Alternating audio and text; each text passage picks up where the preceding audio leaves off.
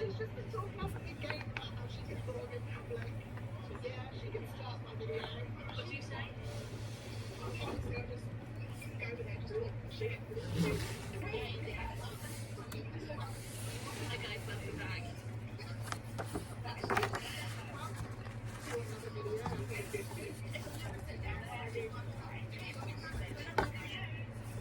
Yeah, you do. Yeah. I mean, we are technically sit down. We are. Cupcake. Pretty much. Hi guys. We're in a train. You should find this. Why?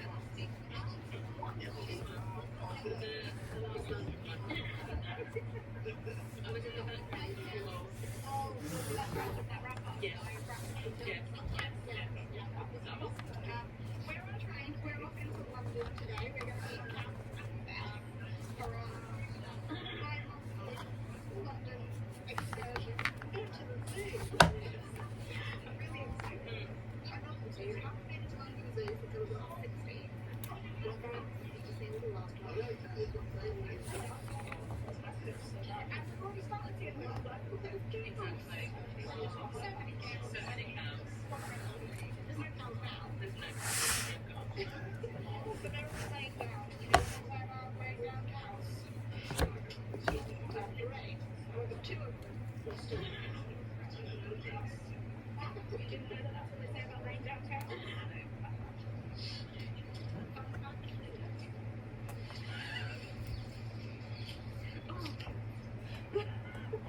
We're in the zoo. We have, about making a mess or hurting ourselves or good. Okay, I'm glad. Do you reckon we've got enough food? Yeah. Okay. You picked up the camel. They're having a bad hair day because it's shedding season. Help me.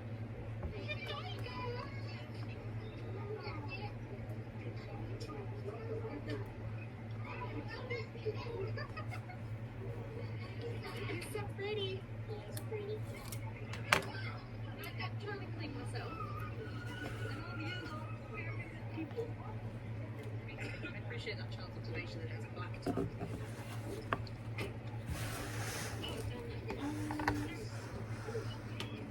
These things are so cute. Can we find a Komodo dragon? There it is.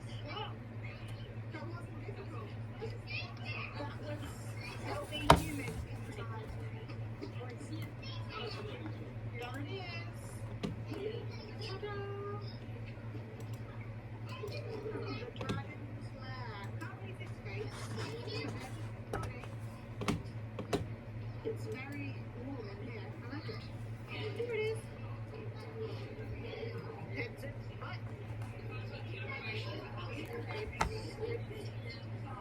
What? Neither of you have got your own hair. If only me and Kath were bloggers. Wow.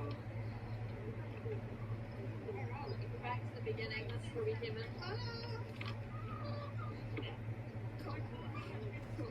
Where's your hello from the zoo?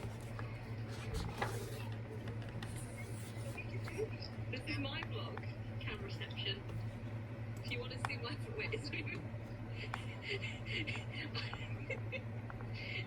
you can watch this vlog, and then you can watch my vlog. This one too. Oh my god. My favourite animal to see at the zoo is the meerkats, because I think they have a good time. What do you think favourite animal to see at the zoo? My favourite animal. Jade, that one over there, her favourite animal is the pigeons. Covered by tigers. Yes, but it's not really. Yeah. She's going to tell you it's the tigers. Yes, the pigeons. And Kath is what animal did you want to see? Penguins. The penguins for Kath. Yes, we were. Yeah. Yeah. Do the fans know that you used to work for Pigeon Newspaper? Jake used to work on our Pigeon Newspaper. It was called Pigeon Weekly. They would deliver it to people by pigeon mail. But did they do that? They really missed a trick there. Oh, how do people vlog for this one? My arm hurts. Where are we going?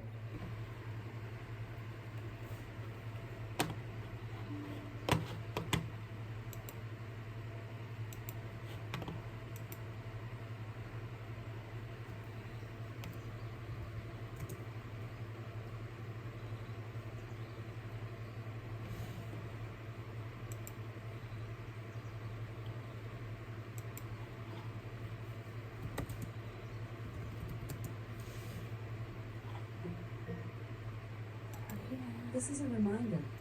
Log into Zoom. This is a reminder. Log into Zoom. Because I'm considering DNF.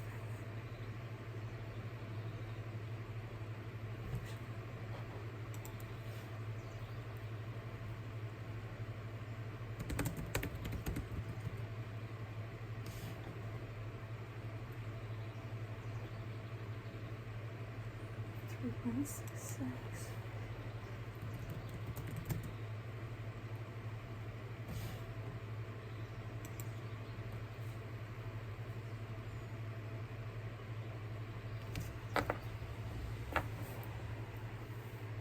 You know what? That's not bad.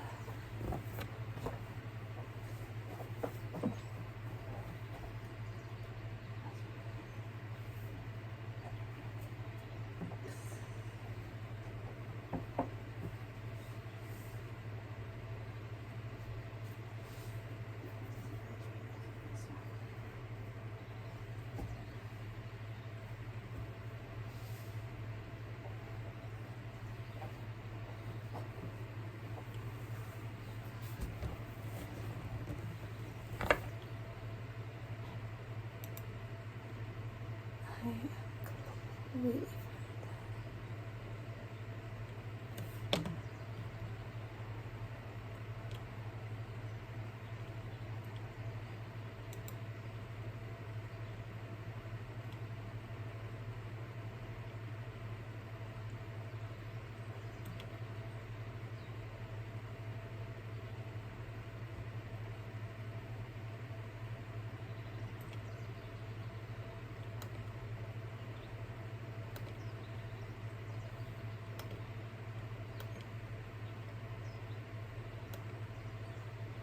But I should get through the other leads.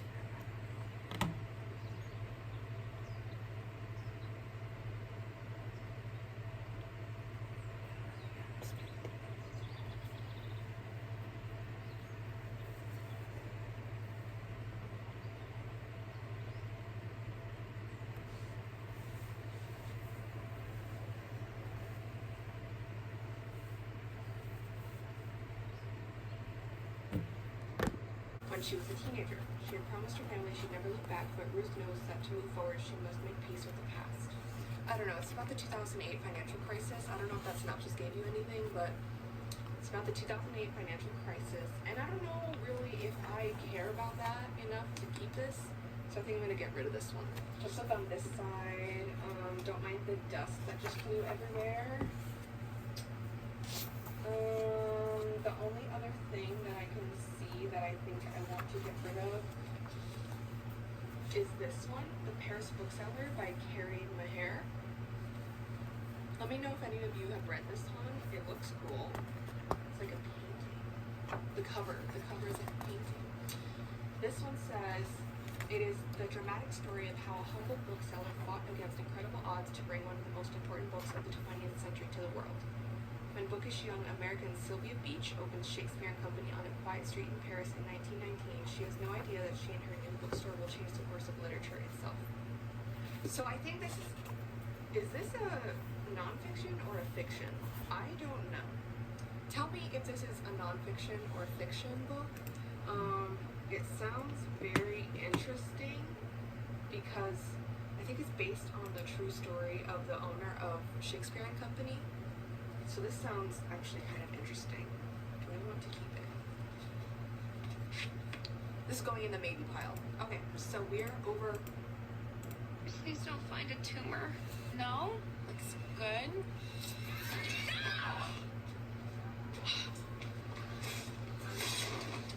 What was that? What was that? It's some critter? It's alive? Something's living in my face? It's using your sinus cavities to move around. Oh my god, I don't care. Just get it out! We went to this beautiful lake. Shh, don't speak. With these waterfalls. Scare him away. Do you think that's when I got this thing in me? Andrea, don't move. Come to mama. Oh no! Stop! Just a little more, just a little more. Oh my god, I'm so sorry. Okay. We're gonna take a little break. Then we'll try again. I'm not doing that again. I'm not doing it. Please don't find a tumor. No?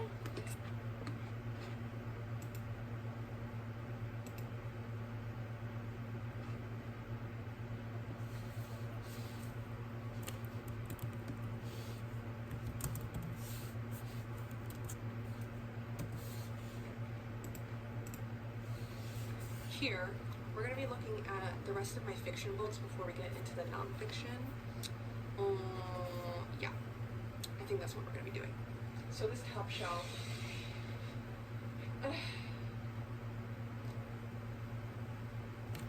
There's so many books that I have, and I'm just like, do I really want to go through all of these right now? I guess that's what we're doing.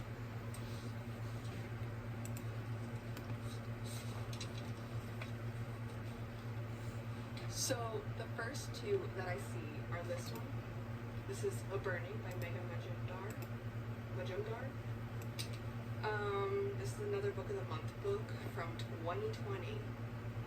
It's a debut. I don't know. I just haven't heard people talking about this, so I have no like pull towards it. You know what I mean? I think I'm gonna get rid of this one. And then there's this other one, Cherish Farah by Bethany C. Morrow. This is like a mystery thriller as far as I'm aware. But to be honest, I've never read anything from Bethany C. Morrow, so there's nothing really, and it's YA, okay, that's another thing. But I've never read anything from Bethany C. Morrow, so I don't have any like I said, any pull towards it, like, oh, I want to read that, I think it's so cool. I think I just honestly picked this up because I heard like one person talk about it. So I'm getting rid of this one.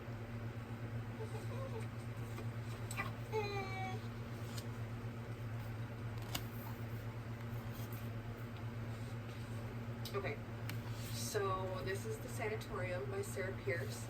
I honestly picked this up because Meg with Books read it, or she was like hyping it up or something like that. I was like, well, yeah, I'm gonna read that.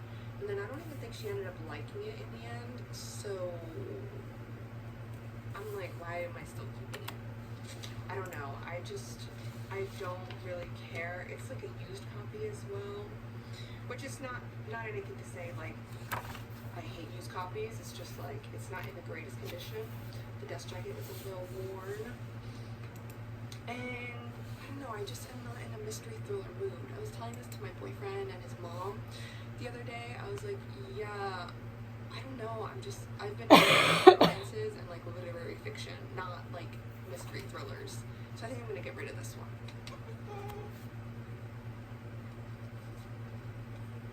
Okay, hear me out. But this is YA, and it's a movie, and I feel like this is very 2016, 2017 core. So that was 8 years ago. I am not in that same headspace. So I think I'm just gonna get rid of this one. Yeah. Also, I want to say all these books will be featured on my Pango. I will have my Pango linked down below in the description. So yeah, hopefully by the time I post this, they will be listed on my Pango. Okay, so we're on to the bottom two shelves of my fiction. This one, honestly, just the one right off the bat, I literally had it in my unhaul pile, and I took it out because I was like, this is so pretty. But honestly, like, what even is this about? Honestly, I don't care what it's about because I'm never gonna read this. So I'm gonna unhaul this one.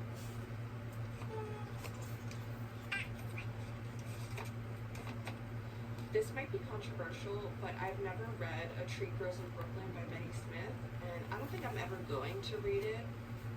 I don't even know what it's about. Let's read it together. There's description on the back. Betty Smith's A Tree Grows in Brooklyn has enchanted millions of readers over the past 75 years. A poignant tale filled with laughter and heartache, crowded with life, incident, and unforgettable characters.